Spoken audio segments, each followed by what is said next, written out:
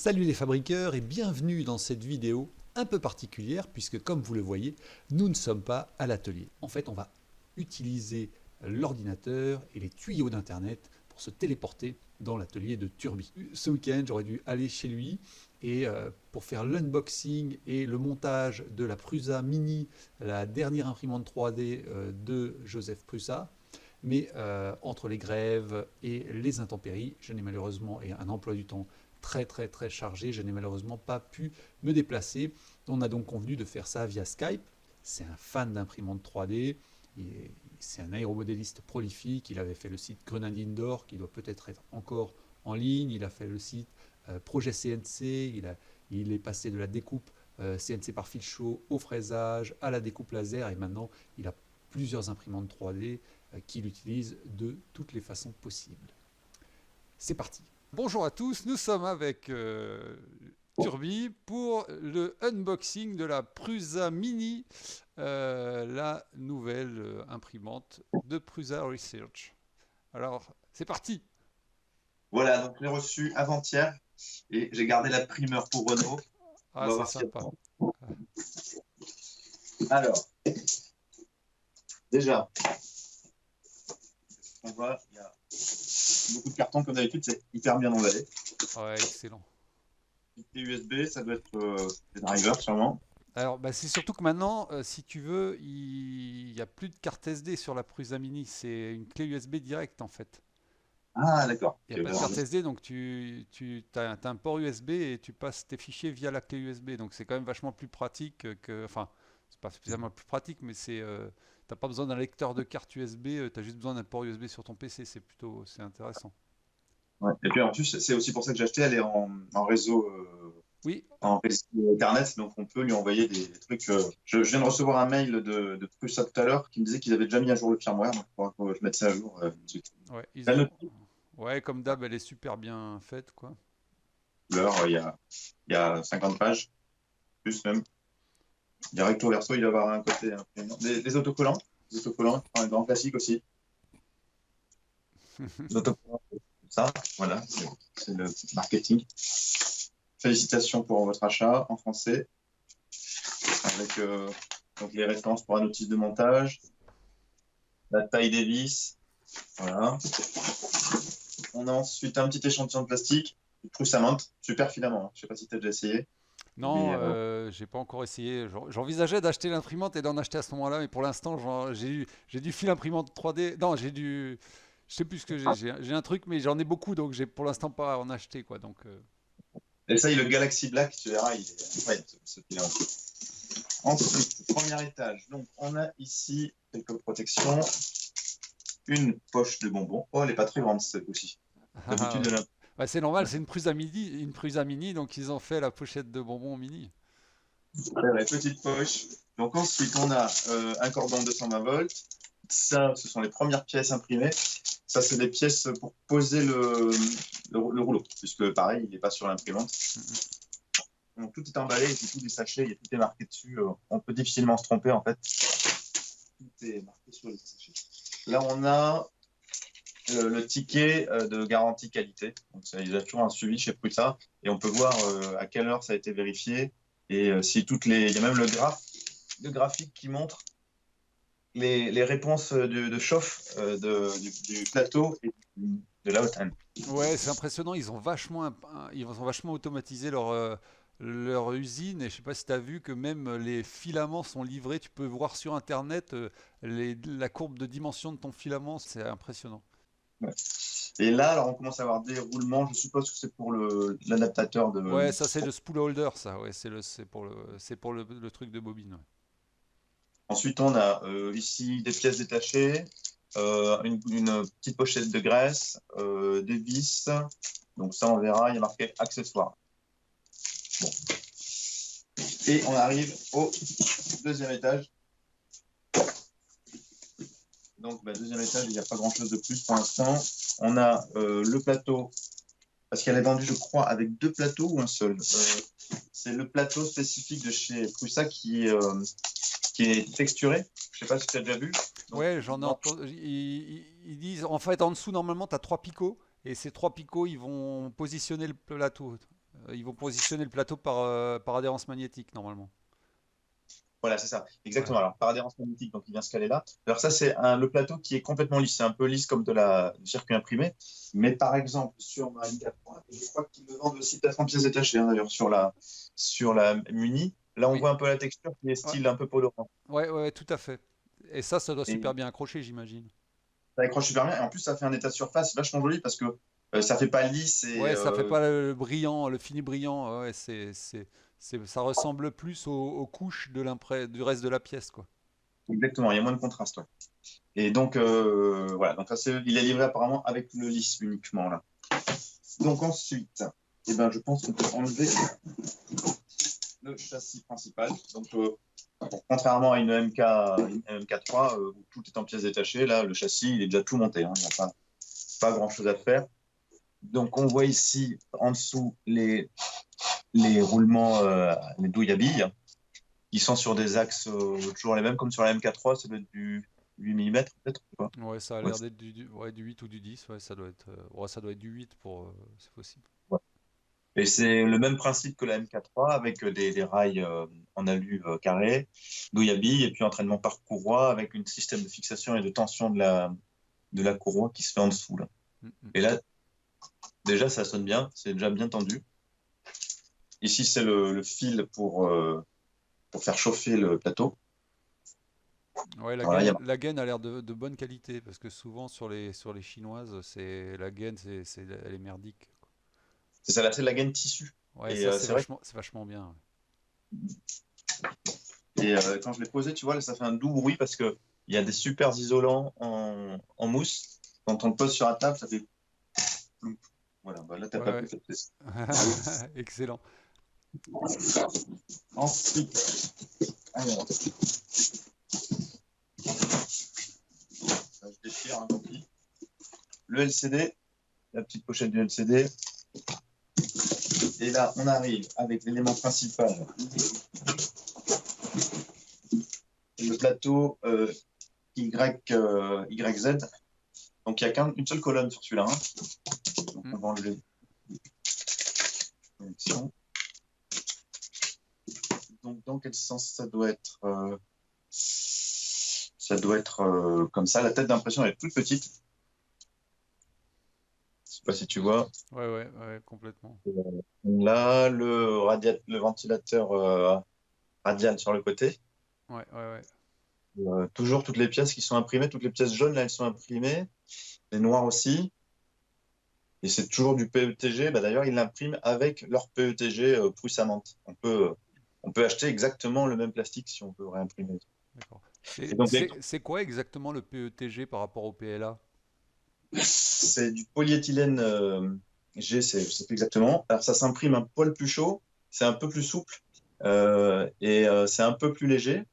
Et ça résiste un petit peu mieux à la température. Donc, mécaniquement, c'est un peu mieux. Et c'est tout aussi facile à imprimer que, Quel que le PLA? PLA. D'accord, Voilà, ça ressemble un peu à l'ABS, mais très facile à imprimer. d'accord. Et d'ailleurs, c'est pour ça que chez Prusa, tous leurs éléments, ils les font en PETG. Mais le PETG, il est quand même. J'ai imprimé par exemple des boomerangs en PETG par rapport au PLA. Ils sont un peu plus résistants, mais ils sont plus flexibles. C'est plus souple comme matériau quand même. D'accord. C'est la lime au fond, je pense.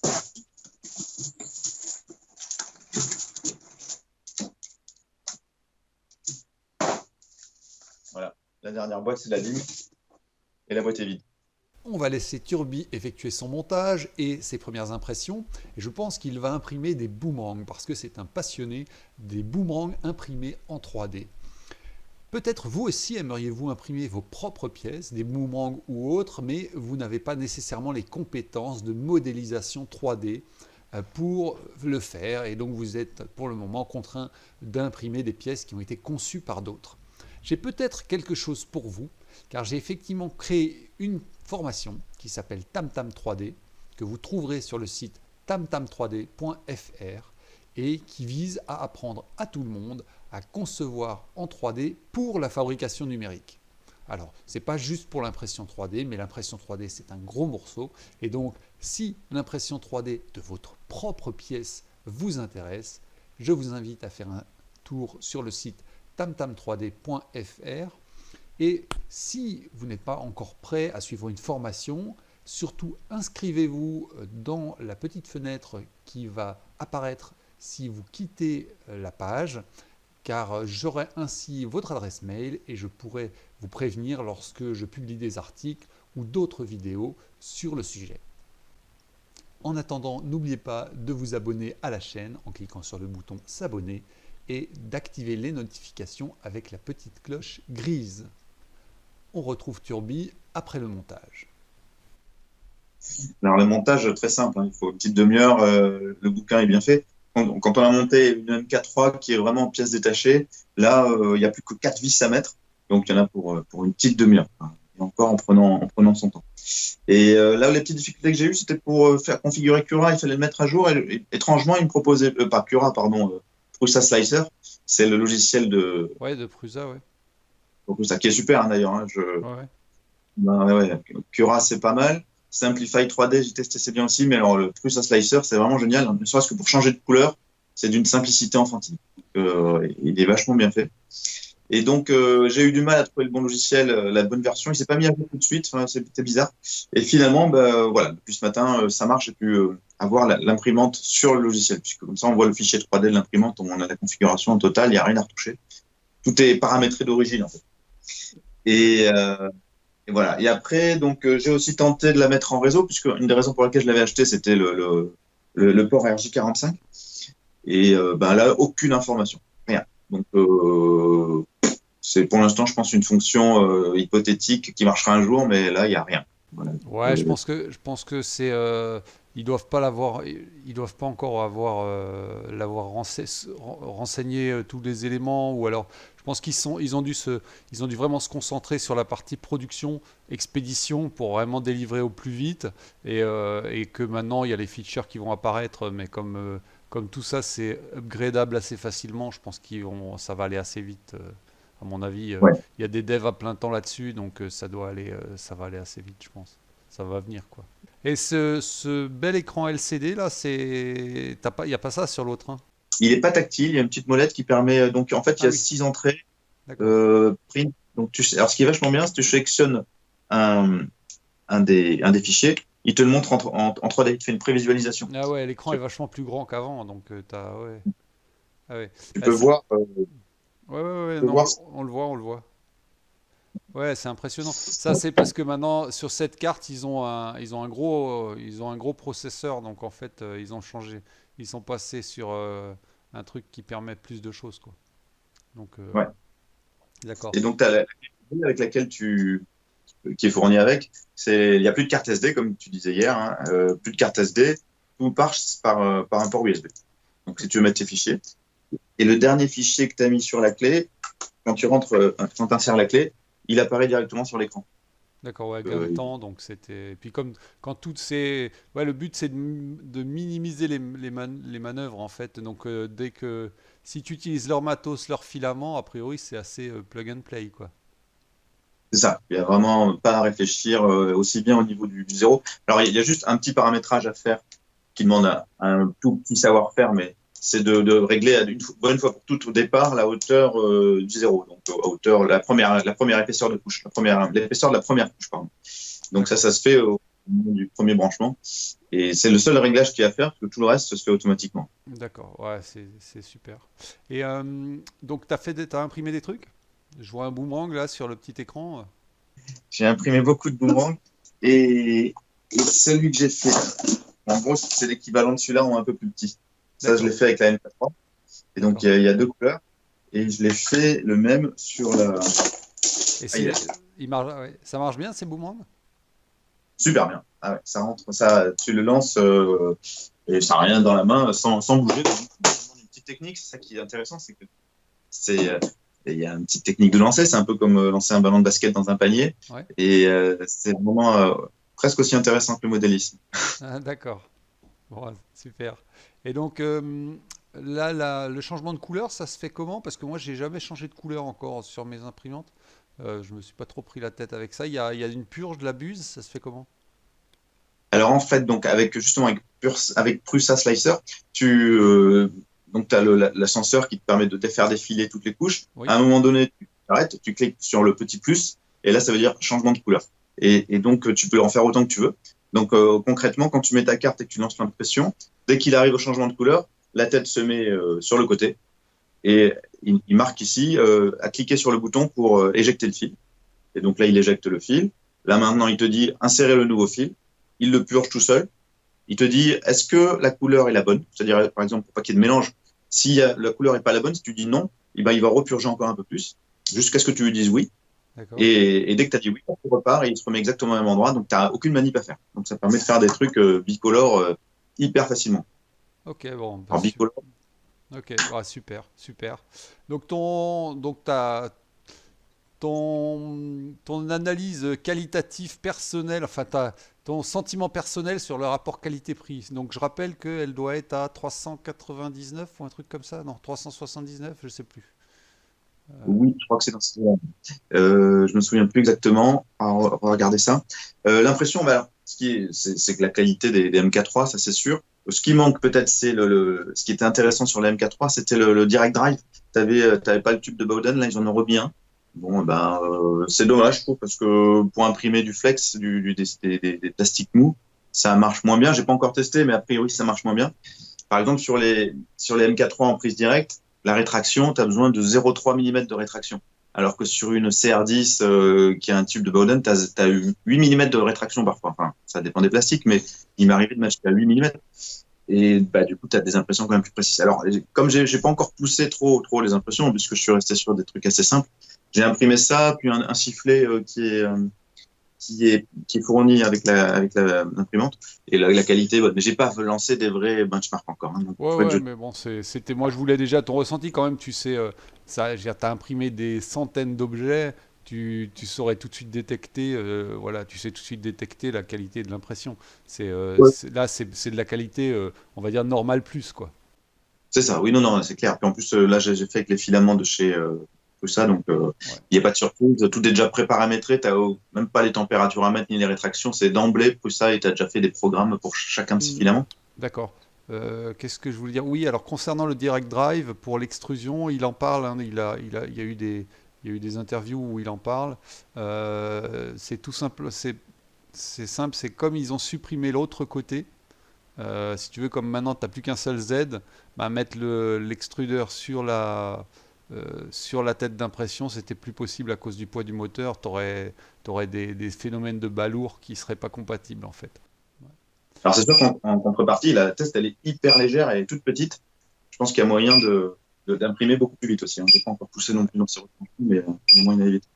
Et puis ce qui est super, c'est ce plateau en métal qui est souple, donc qui permet de démouler facilement et qui est aimanté. Ouais, Et c'est c'est impeccable. mieux. Voilà, D'accord. c'est mieux que le sifflet qui est en plastique, qui n'a pas vraiment de rigidité propre. Tandis que là, il a vraiment, d'emblée, il est parfaitement plat, quoi, comme c'est du métal. Bon, bah, impeccable. Bah, merci Ouais. beaucoup, Julien, pour cette review à distance. C'était super sympa. Et puis donc, je vais monter tout ça et le mettre sur ma chaîne CNC Fab. J'espère que cette vidéo vous a intéressé. Je vous remercie de l'avoir suivi. Désolé pour la piètre qualité de l'image et du son, mais la connexion Internet n'était vraiment pas terrible dans ce week-end de tempête. On a fait ce qu'on a pu. Je vous invite à retourner régulièrement sur le site tamtam3d.fr car il va évoluer, il y aura des articles, il y aura une petite formation gratuite, il va y avoir des choses comme ça qui vont apparaître. Et surtout, inscrivez-vous sur la petite fenêtre pop-up pour laisser votre adresse email. Comme ça, dès qu'il évolue, dès que ça change, eh bien, je vous tiens informé directement. Abonnez-vous à la chaîne, ça permettra d'agrandir, d'accroître mon audience et donc de me motiver pour faire des vidéos qui vous intéressent. Et si vous avez des sujets en particulier que vous voudriez voir traités, indiquez-le dans les commentaires sous la vidéo. À bientôt.